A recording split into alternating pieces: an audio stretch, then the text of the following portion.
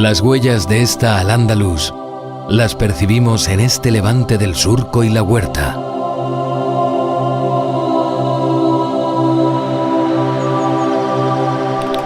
Las acequias visten campos como bordados cubiertos de arrayanes para un vestido de novia.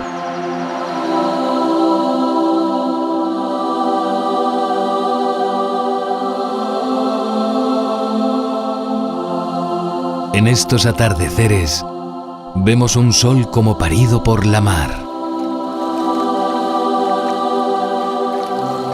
Un sol que sosiega el alma y que nos hace soñar un oriente que ha vestido y embellecido una enorme isla llamada Hispania.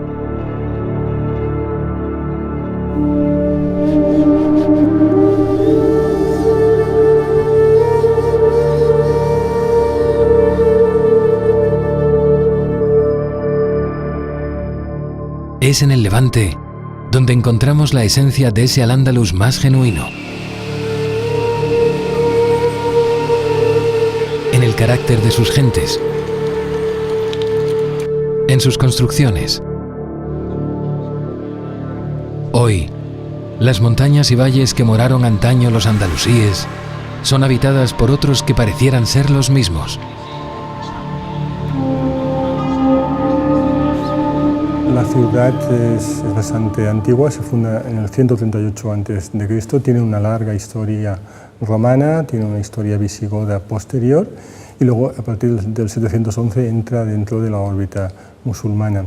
Lo que pasa es que no se distingue bien la evidencia de esa entrada dentro del mundo musulmán hasta pasados unos siglos.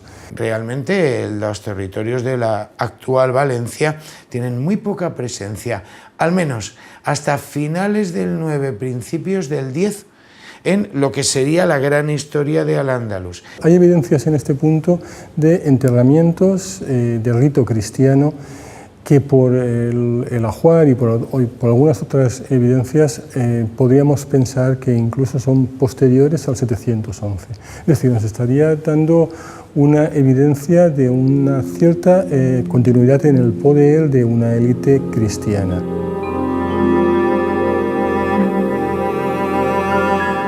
Ese territorio fue fundado por un príncipe rebelde que no aceptó la sucesión dentro de la familia omeya. Él era también omeya, él tenía derechos al emirato, pero no consiguió. Entonces, después de sucesivas intentonas, es expulsado a Valencia y prácticamente llega aquí al destierro. Pactó con bereberes del norte de África la llegada de pobladores y probablemente sea uno de los que rescate aquella Madina Turab, la ciudad del polvo, la ciudad polvorienta, que era lo que había quedado de Valencia.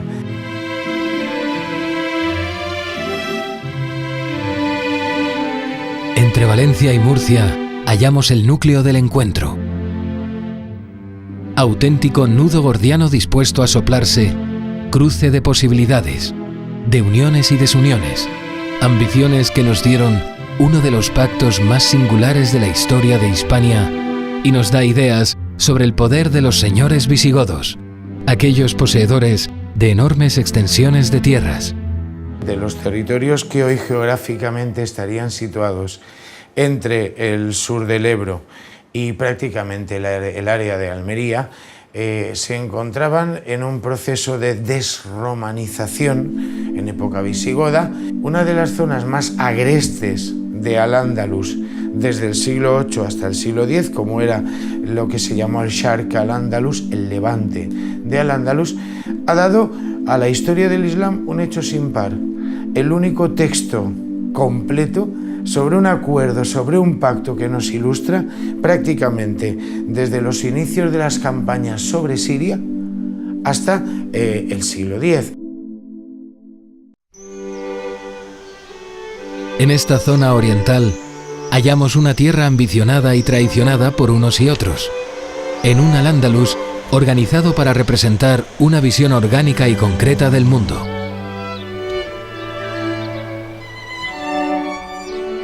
Valencia mantiene la esencia de lo que hizo de todas las Al-Ándalus lo que eran. La concepción del agua en una prodigiosa organización de redes y acequias. canales de irrigación y de comunicación entre la comunidad andalusí. Una comunidad elevada por el poder del conocimiento del propio medio que habitaban. Las evidencias más antiguas que tenemos de presencia islámica tienen que ver con el hallazgo de restos de un molino hidráulico. Un molino hidráulico necesariamente se mueve por el curso del agua de una acequia. ¿Qué quiere decir esto? Que si tenemos la evidencia de este molino, es evidente que ya había un espacio hidráulico irrigado en ese momento inicial del siglo X. Las comunidades se instalan en un punto y tratan de aprovechar recursos hidráulicos en el entorno, generalmente una fuente, algún pequeño afloramiento de agua, o en otros casos se desvía un brazo del río Turia. Aquellas pequeñas explotaciones y alquerías, tan prolíficas de productos agrícolas, fomentaron la unión de una comunidad ensalzada en torno a la firme creencia de un destino compartido. Esa concepción del agua en las huertas, erigidas como arquitecturas espirituales de familias, clanes y tribus de variada procedencia, formaron un espacio de libertad, en una tierra bendecida por un sistema de distribución basada en la armonía y la justicia, en torno al reparto de los recursos que dotaron a los campos de alegres extensiones de naranjos y otros frutales.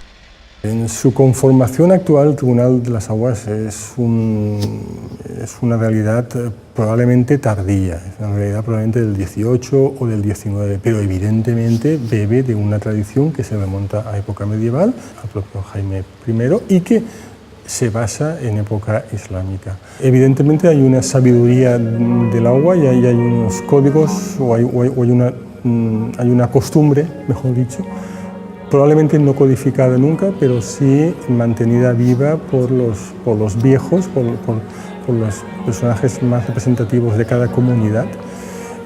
Son las personas de mayor autoridad, generalmente las de mayor edad de cada comunidad, de cada aldea, de cada caria, las que se reúnen en puntos concretos y dirimen los problemas, litigios por un molinero que hace una parada en algún punto que perjudica a un agricultor, o bien que alguien se ha saltado su turno de riego. Quedan bastantes tramos de acequias en el entorno de la Huerta de Valencia que tienen por nombre un día de la semana, o sea que está claro lo de los turnos, ¿no? Ahora bien, esa formulación, esas pautas que se siguen hoy en día cada jueves a las 12, puede que no fuera así en época islámica. Pero en cualquier caso, el hecho de reunirse en la puerta gótica de la catedral, donde muy probablemente pasaba la acequia de Robella, seguramente la acequia más antigua, y seguramente en la acequia que en origen seguía el curso del acueducto romano, todos estos hitos son demasiadas pistas que te hacen sugerir que sí que es cercano al que tenía en época islámica, además donde estaba la mezquita, la puerta de la mezquita, y que probablemente la costumbre no se alejaba mucho de la que había en época islámica.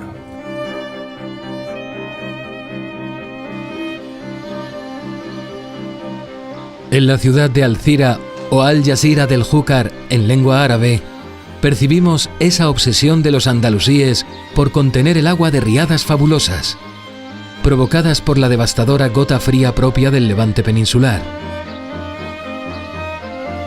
Las murallas de Alcira nos sobrecogen por su magnitud y su ingenio. Defendían de los ataques de los hombres, pero también de las inundaciones, en tramos del río perfectamente navegables.